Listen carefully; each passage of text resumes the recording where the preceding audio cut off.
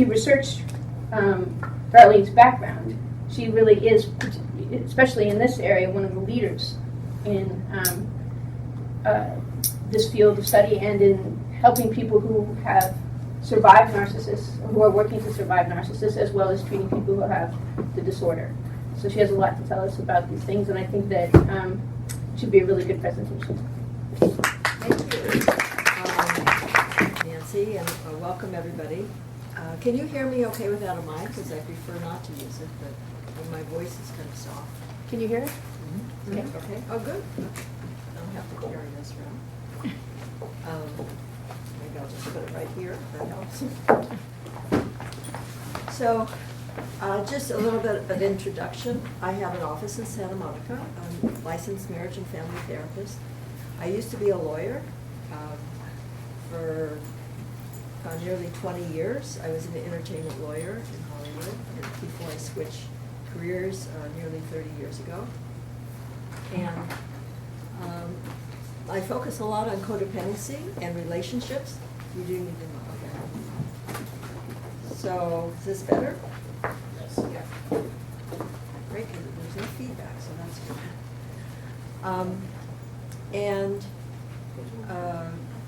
I ended up writing Codependency for Dummies, and a lot of people think that codependents are usually in relationships with alcoholics or addicts.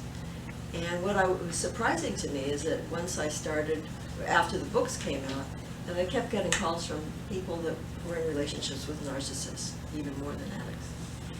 And the codependency that they had and some of the behaviors which I'll describe were keeping them stuck in relationships, and their self-esteem was totally flattened. And often I would see them as a couple, or occasionally a narcissist will come to me. They are less frequently patients in therapy, and I'll explain why. Last summer I wrote this book on dealing with a narcissist. It's an e-book. And I wanted to focus on how to maintain your self-respect, how to set boundaries with the narcissist, because that's really important. And sometimes people can't decide whether to stay or whether to leave, and I give you some guidelines on that. So I want to start with talking about the actual, the next slide, please. The myth of Narcissus. The story really captures what a relationship with a narcissist is like. So both partners are looking for love, but they can't get it from each other. And it's really sad.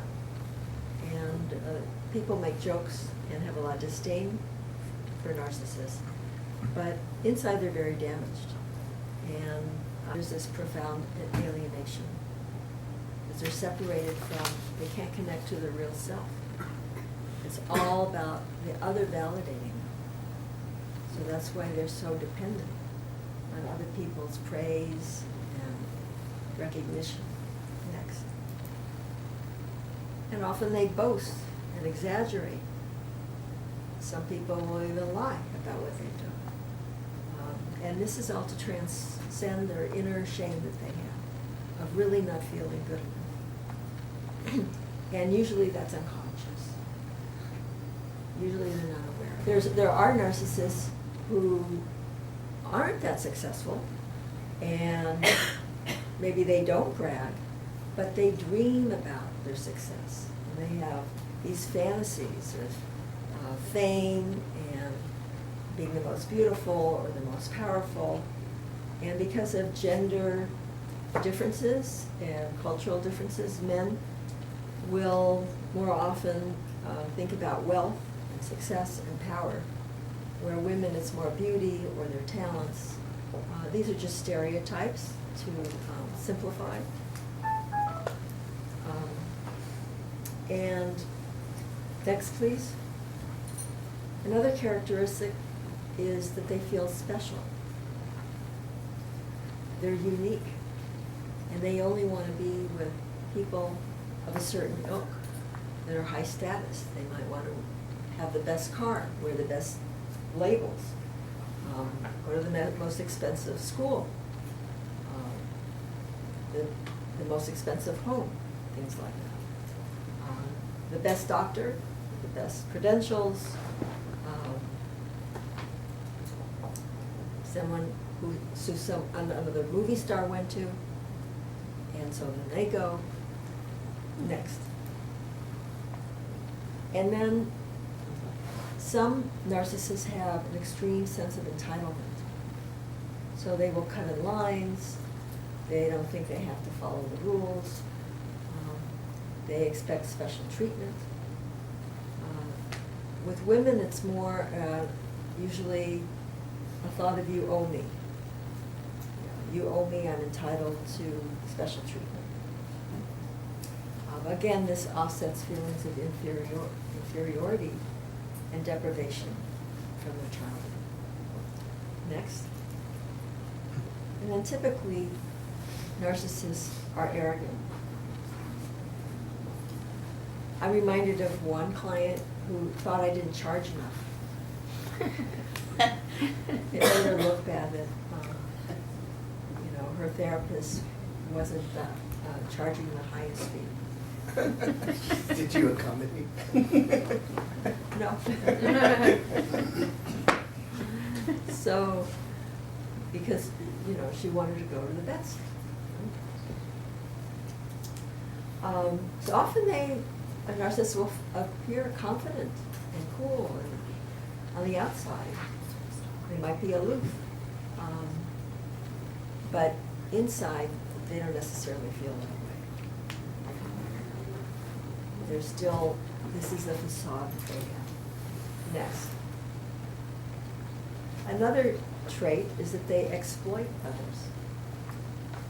So they have to get their needs met at all costs, even if it means trampling someone else. Now that's, again, I'm going to talk about how narcissism exists on a continuum. So not all narcissists have all of these traits, and some have them more mild than others. But when it comes to maintaining their image, and that's one of their needs, is for attention and power, they will pull out all the stops. And some will then merge into antisocial behavior, the more malignant narcissists, to exploit others. Next. Another trait, and this is also a defense to shame, is envy. So I can remember when I was a child and I was feeling very hurt because some girlfriends rejected me or didn't invite me to something or other, I don't remember. And my mother, who was a narcissist, said, well, they just envy you. So that didn't make any sense to me, and it really didn't make me feel any better. It was very confusing. But that's common about narcissists, so they don't have to feel their own insecurity. They'll just say, well, they're just envying me. Or narcissists envy others. They often envy their own children because they want to be the best. They want to be on top. So if anyone seems to excel in anywhere, any area, then they want that too. And they might go so far as try to destroy their rival. I'm thinking of a movie that came out last year, The Gift. Even though a narcissist acts superior, as I said, they're really very dependent on approval and success and power. So they're very hypersensitive to any challenge. So that actually belies how fragile they are.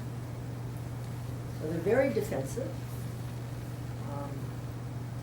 They dread being found out as a fraud, having their shortcomings revealed, or their authority questioned.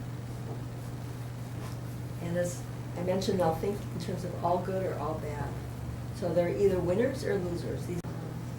To be human or just ordinary would be devastating. It would be crushing to a narcissist to be just human and have human frailties. So you can see how painful it is for them to just live. They always have to maintain this facade. Next.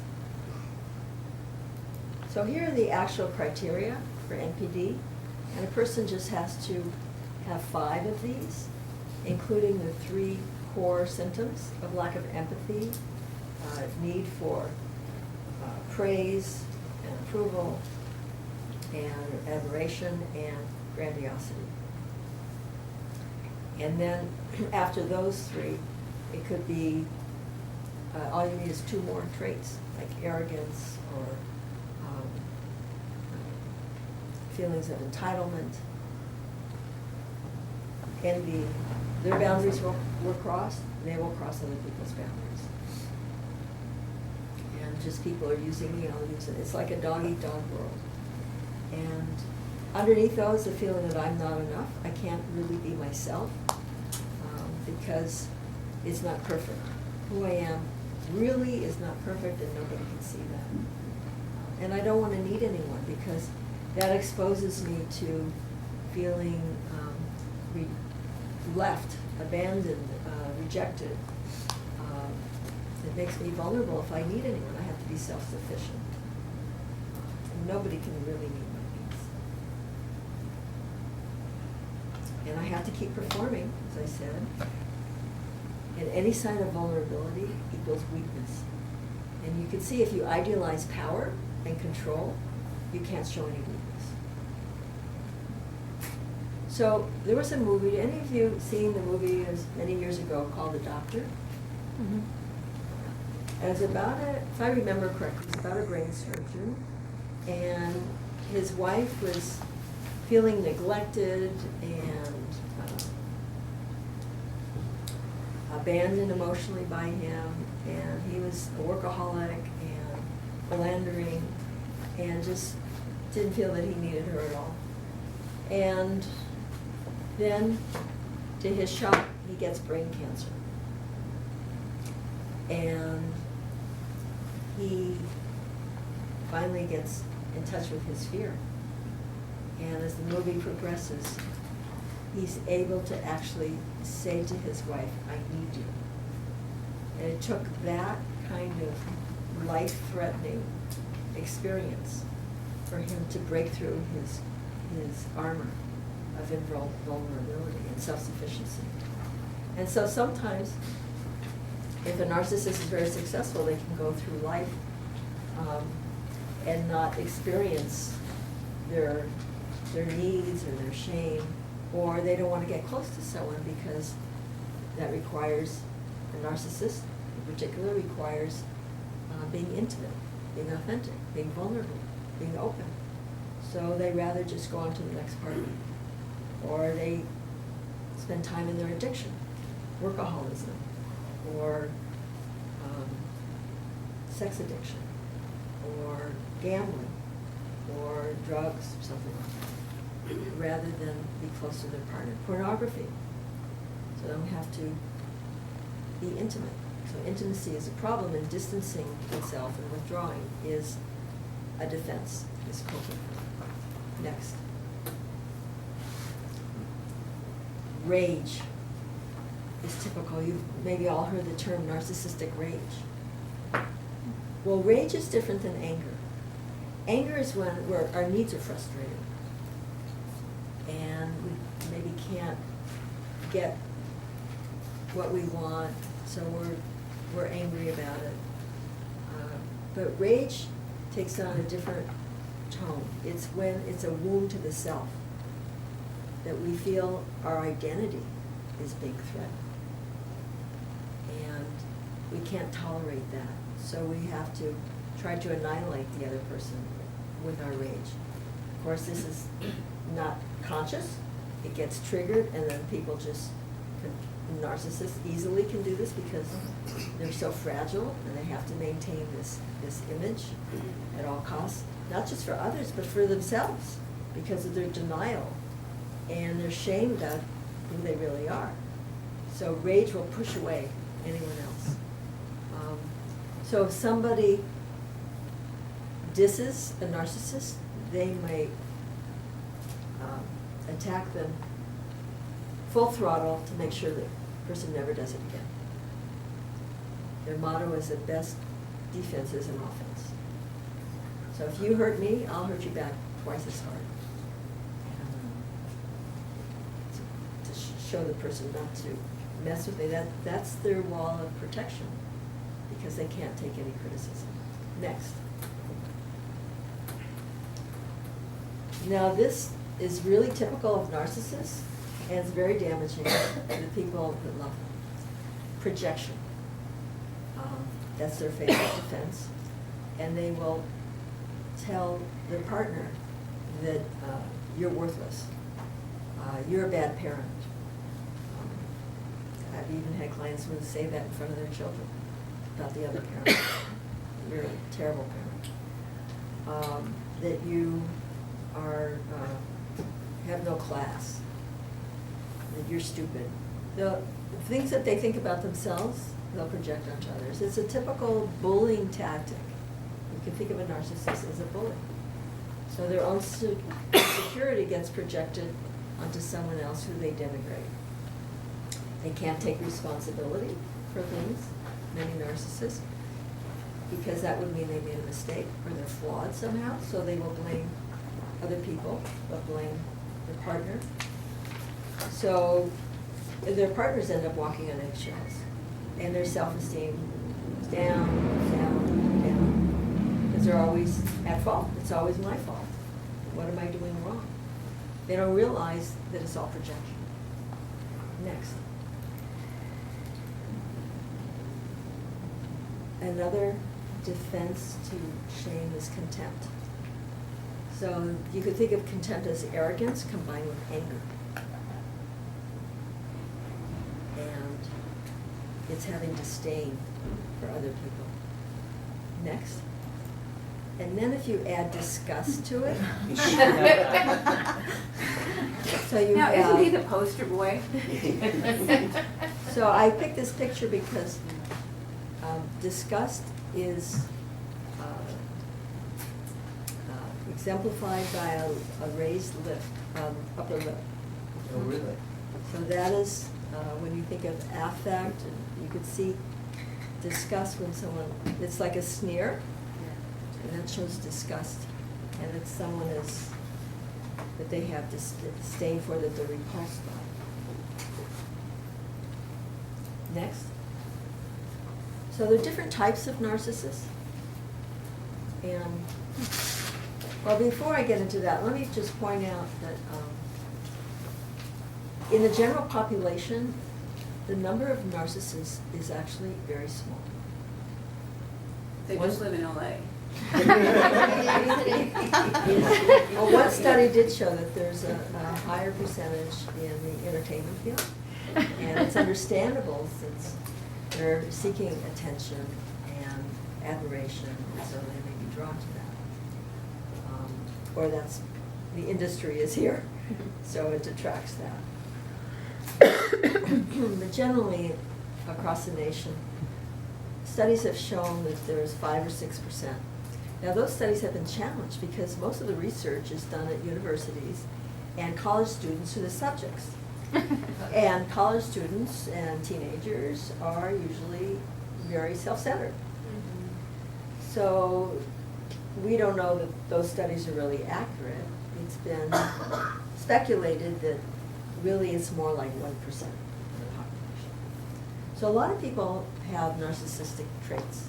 They may be arrogant, they may be selfish, but that doesn't make them a narcissist. We call it, if they don't have all the traits, subclinical narcissists. And they're more amenable to change and treatment.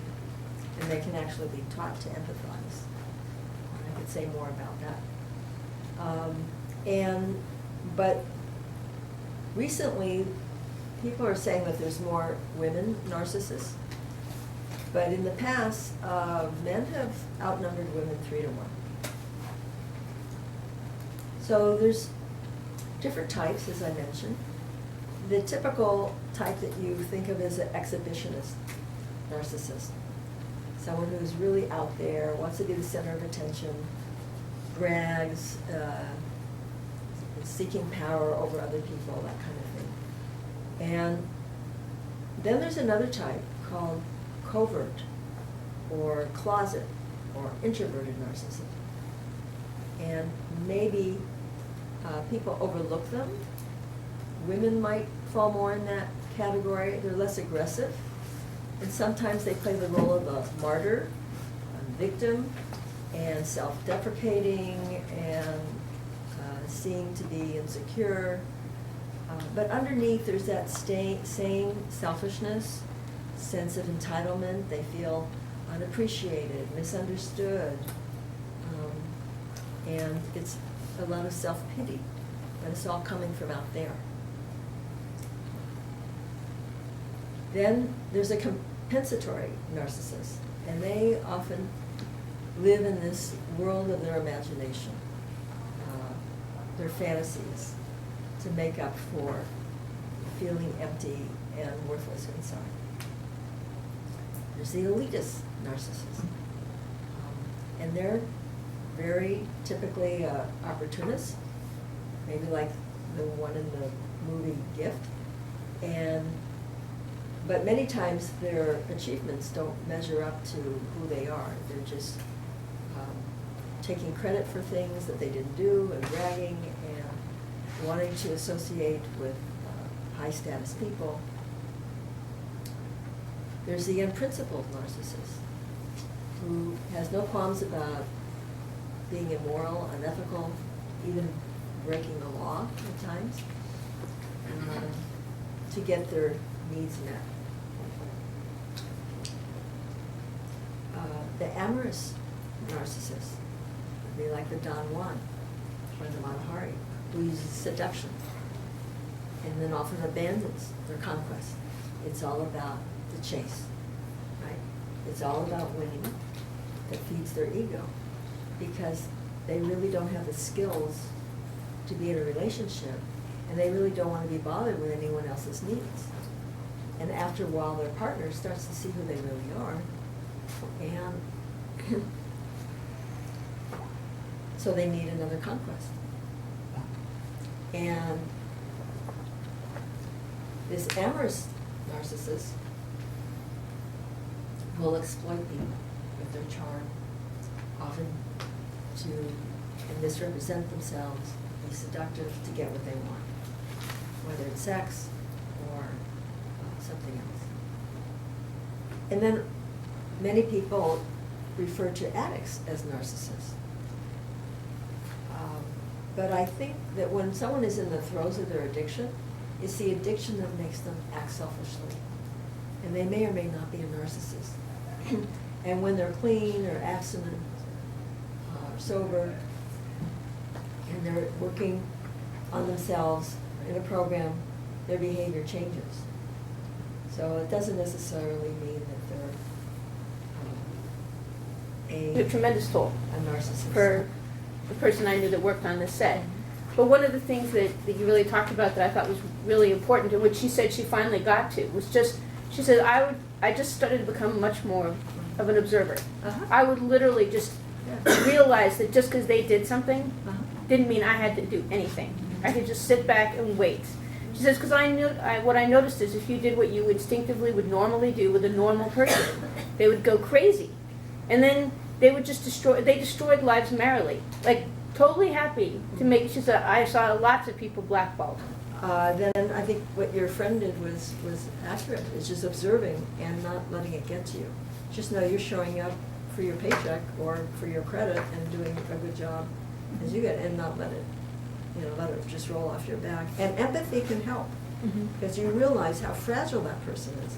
I say in my book on dealing with a narcissist, there's a danger in empathy, and some partners will use empathy as a defense so that they can be in denial of their hurt and their pain, and they just are always like wanting to empathize with the abuser. They don't want to set boundaries because what it'll do to the abuser. So it doesn't mean that it justifies abuse. It means that you understand, and it's not either or. You can be empathetic and understanding and set boundaries and say no and not want to be with that person. Any correlation between sadism and narcissism or psychopathy? Well, it's on a continuum. So when it's extreme malignant, then it can go over into not having a conscience at all, and sociopathy. So apart from navigating and coping with a narcissist, is it possible to change their mentality? That's a really good question. I didn't feel like I had time to go that much into it. But in my book, the ebook, I give criteria to look for to when a narcissist is more amenable to change, when there's more hope. And that's if they have some insight, and many narcissists do. If they're willing to go to treatment, if they take responsibility for their actions, if they don't hurt and exploit people without remorse, if they do it without remorse, if there's more sociopathy, if they lie a lot, there's going to be less sort of poor prognosis. Right. And usually they don't go to treatment. Right. Sometimes they will with the major loss, or if their spouse threatens, things like that. But to them, seeking help is demeaning, because just going to therapy or asking for help evokes the shame. They don't want to meet anyone, and then if they're there, it's very difficult. One man said he had to, he went to therapy after divorce, and he said he had to have a drink in his therapy because his self-esteem was low. So it's really hard to look at themselves because it's so, they experience so much shame that's hidden. So those are other reasons. Yes? I've read also that it can tend to get worse as they age. Well, most personality disorders do get more rigid and with age. Yes, you had a question? I did, but it was along the lines of hers as well, treatment resistant, and also, that the actual wound inside is so reminiscent of a lot of people's wounds, of not being heard or not being felt, not being mirrored. I'm a therapist as well, and I do get a lot of clients. Do you know what it is that tips them over to the narcissist to then become, what defenses that they used? Is it just the defenses that they found helpful from that initial wound, that deep wound that they have from? Well, I think they're saying, some research is saying now that they would have a predisposition, that there's a genetic component. That's like new research, where they've done it with twin studies. Right. And sometimes a narcissistic parent with several children, only one of them will be a narcissist. Or, so there may be that predisposition. And then some people are just naturally have ability to introspect, where others don't. So I think if they're very extroverted and always externally focused, they will lack any insight. It makes it hard for them to look at themselves, aside from the shame. And as you said, the defenses that are learned in childhood, if it's a lot of, again, focused projection and blame, it makes it harder to look at themselves. You might be interested, as a colleague, that I have a peer review article on my website on treating narcissism.